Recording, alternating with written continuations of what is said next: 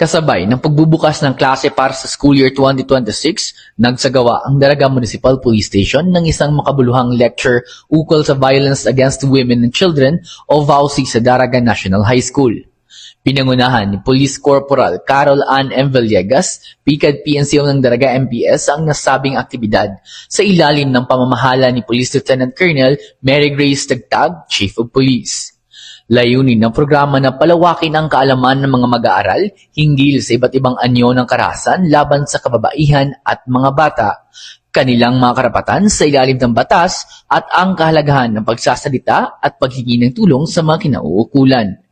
Ipinapakita ng nasabing inisyatiba ang matatag na advokasya ng Albay Police Provincial Office sa pagsusulong ng gender sensitivity at pangangalaga sa mga sektor na higit na nangangailangan ng proteksyon. Sa ilalim ng pamumuno ni Police Colonel Noel Donato Nunez, patuloy nang sasagawa ang Albay PPO ng mga programang pang-edukasyon at information campaign upang labanan ang karahasan at mapanatili ang kapayapaan at kaayusan sa lalawigan.